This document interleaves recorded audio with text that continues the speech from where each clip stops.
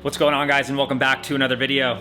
So as you can see from those first clips, I finally dropped the fuel tank out of the undercarriage of this car. In this video, I'm going to be attacking the undercarriage of this, getting it all cleaned up. We'll take a look at it and see if there's any like rust spots or bare metal exposed that we need to treat and reprime and put some sort of coating over them. And then I also need to fix all of my pinch welds. They're looking really crusty and super bent out of shape, so I need to bend them back in shape before we sand them down and prep everything for paint. I'm also gonna start working on that driver's side quarter panel. There was like a dent that got pushed out of it by the previous owner, and you can still see a little bit of like the rippling back there. So I'm gonna try to do my best to get that as straight as possible, and then we'll have to start sanding that area down to the bare metal so we can put some body filler over that spot and try to get it back to its factory state. So I'm just gonna jump in. We're gonna start working on these pinch welds first, and then we'll just kind of dive into the undercarriage and look for any signs of like rust or exposed metal. All right, guys, so I've started on these pinch welds. Let's get this bug off of here, dead bug.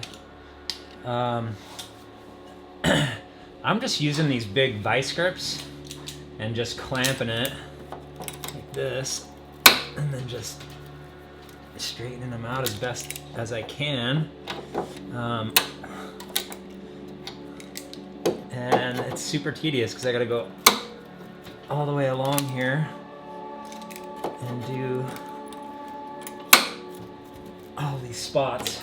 Obviously not all of it is really bad, but that front part was, and then right in here, this piece as well. Oh, in the back too, it looks pretty bad. So yeah, I'm just gonna kind of go through this, work my way down, get it all as straight as possible, and then I will sand all this down smooth, obviously, before we paint, so it looks all new and nice after a fresh paint job. I was using regular pliers at first, but my hands were just getting like beat up having to like squeeze it constantly while I was bending. So the vice grips, I think, are the move if you're gonna do this. Once we get it all sanded down too, I'll need to treat it with something. So I'm sure there's a little bit of rust built up in here. But yeah, it's definitely working. As you can see, this part is looking way straighter than it was. Here's a spot where it wasn't bent in. It's kind of the original shape. So you can kind of see, just trying to replicate that as best as I can.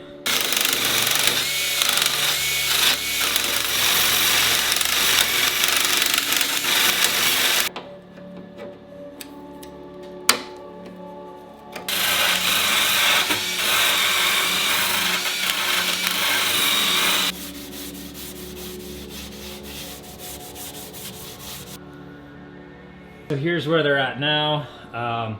Definitely looking a lot better. It's far from perfect. There's no way I'm gonna get it perfect again.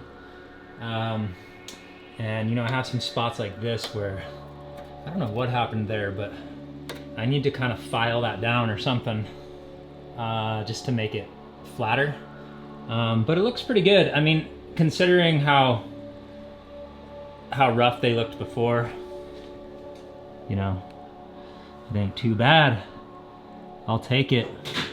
Just kind of scuffed it up real quick after I wire wheeled all the paint off with a red Scotch-Brite. And I need to like keep working on smoothing it out more, and probably go back through it with the vice grips and try to straighten out some of the areas that look like a little wavy still, and just try to get it as straight as possible. This is what the other side looks like.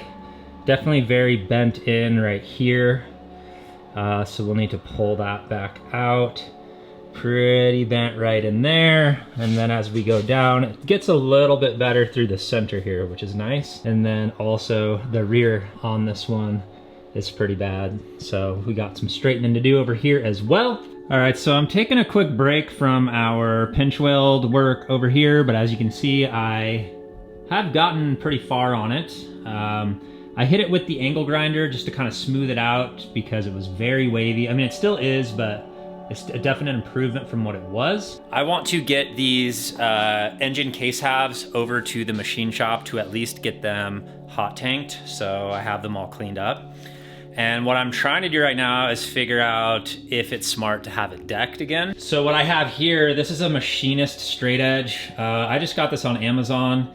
It's pretty cheap, so I don't know exactly how flat the thing really is, but the reason I went with this one was because there was someone that did a review on it, and he actually checked it with some pretty high-level machinist tools to check it for flatness, and it was like pretty damn solid for the price. So I picked this up. We're gonna go through with a feeler gauge. I don't know the exact specs for like a Subaru block, but I have heard when you're checking flatness on like an engine block, if it's within like 3/1000ths of an inch, it should be pretty damn flat and good to run. So we're gonna just get the 3/1000ths of an inch feeler gauge out of here and start checking in some different spots to see how flat this thing really is. It almost feels like, to me, like the sleeves that are in there are like raised up slightly. So that's kind of odd to me, but it could just be in my head, to be honest. So let's see what we find with this little tool here. At the very edge here, as you can see, if it gets stuck over here, it won't go under on that side. For some reason, this side it does. Let's check some other spots.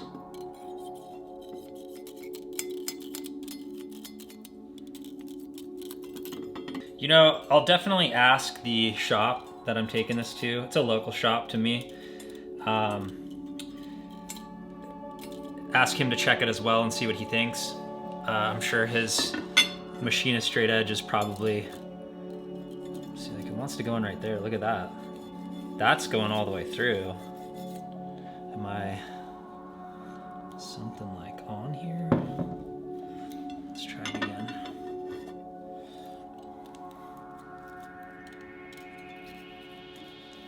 Yeah, it goes all the way through. You can see that this goes all the way through. As far as I can tell, it doesn't seem flat. No surprise there, right? It's not far off, but I think once you go beyond that 3/1000ths of an inch, it doesn't seem very good. Honestly, I've found varying opinions on it too. And some people even say less than like 1.5 thousandths of an inch is no longer acceptable. So even if, so that's an even smaller amount, and that amount I can slide through pretty much everywhere I try. So I don't know, it's not looking very good. I may have to send this block out to Outfront as well. All right, so I just wanted to give you guys a quick update here on what I have been working on. So I did finally finish putting the Raptor liner in the rear fender wells here. So they are looking nice and fresh. And I have started to mask off the undercarriage, and I'm actually going to lay down Raptor liner under here also. And as you can see, it's really clean. I have scuffed it all up, cleaned it really well, got all of the old like grease and grime and everything off the chassis. And yeah, we're pretty much ready to start spraying. And that is what I'm gonna do on this section. I'm actually going to use the little spray gun. I do have some spots like right here that I need to just hit with some quick acid etch primer. So we'll get that going first. I'm just gonna put like a drop cloth off the back there. And then we'll also hang one like right here where that like blue line comes across. I'm just doing the back section for now. What's up, mouse? And the reason for that is because I'm still working on my pinch welds on this side over here. So I need to get those finished so that we can prime them up, and then I can get those blocks that actually sit on the pinch weld so we can move the quick jacks out of the way and then I will attack the like front part of the chassis there, and we'll get that all undercoated also. Yeah, it's looking pretty good in here, and I am really looking forward to seeing it all in that liner. I think it's gonna look so damn good. I did just mask off the threads for any sort of like mount or bracket that goes under here, just because I don't want it to ruin the threads. Here's what the passenger side looks like in the rear as well. Looking pretty dang good.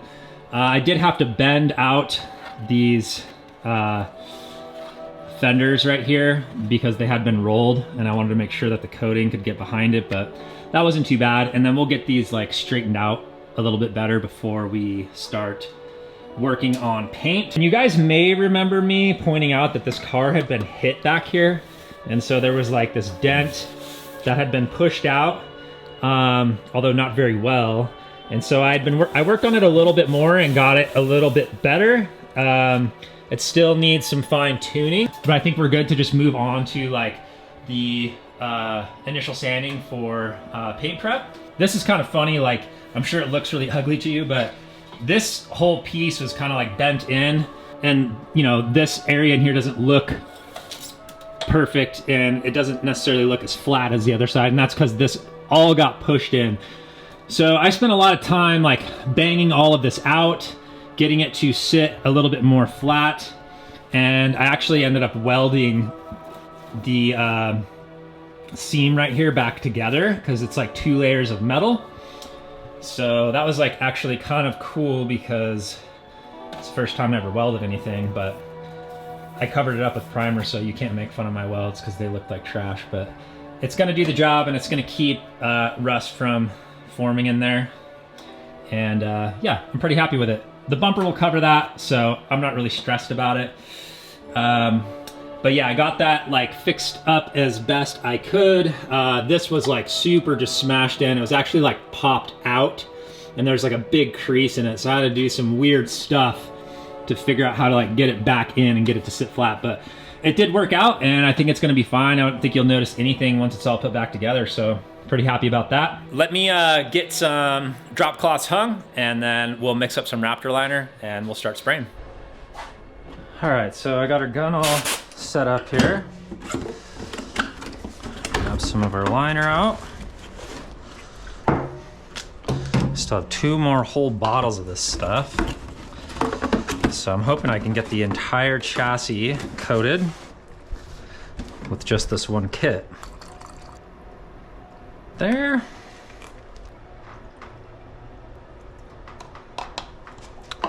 And then now we just give her a shake for a couple minutes.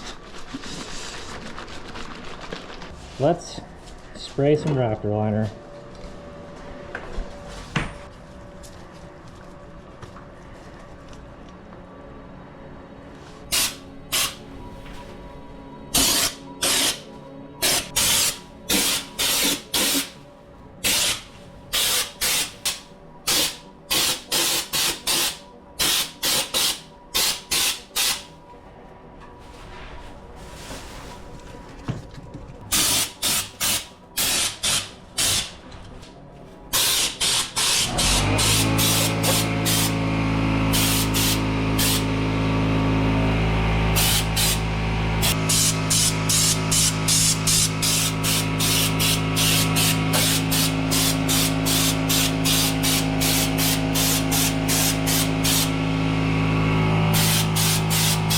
So the Raptor liner is all finished up in the rear underbody. Give you a quick peek here. It's the next day, obviously, and it's all cured up, and this is what it's looking like. It looks absolutely insane. I mean, yeah, just look at that. It's gonna be so nice to have the entire undercarriage coated in this Raptor liner. Yeah, it's nice and hard. It went on pretty dang evenly, I would say. Overall, man, this stuff just like feels really good, and it looks really nice, and it was super easy to use. I didn't really feel like I needed to learn anything as far as like how to spray it or like what pressure to use. I just used what they said in the directions and it just laid down just fine. So pretty happy about that. Glad that that part is done, at least for now. And I'm gonna move on to working on this other pinch weld over here. We'll get that one all straightened out. And then I'm gonna coat them in a little bit of primer so the bare metal's not just sitting out. Because it's gonna be a while before we actually get this thing ready to actually paint. But that is gonna be the next big like major thing that I jump to, is just sanding down all of the clear on this car down to the base coat. And we're not gonna sand it down to the metal. I just don't think it's necessary, with the exception of this dent back here. So that will need to go down to the metal because we're gonna have to put filler on it. And as you can see, there's some surface rust that's built up where the paint has started to chip. So back here, we'll need to go down to the bare metal. And so we will need to use a little bit of primer here, but that'll probably be the only spot. I haven't seen anything else yet on the car that I've noticed that needs some work like that. So yeah, basically we're just gonna be doing, what's nice about doing it this way is that you don't need to use a primer. You can just go right over the existing base as long as it's all smoothed out. So that's what we're gonna be doing. I did wanna update you guys real quick on this build. A couple really cool things. For one, I got the EJ207 block machined. The machinist actually confirmed my suspicion. Got it all cleaned, got it decked. He even got there was a broken screw in where the oil pan mounts, somewhere in there, and he actually extracted that and fixed the threads. So the block is ready to build. I am really excited I've always wanted to build one of these, so really looking forward to that. The other thing I wanted to update you guys on is I did end up finding another set of those big port EJ207 heads. So that was pretty cool. I randomly came across a guy in my local area. I only had to drive 30 minutes to meet him, and he had the same heads.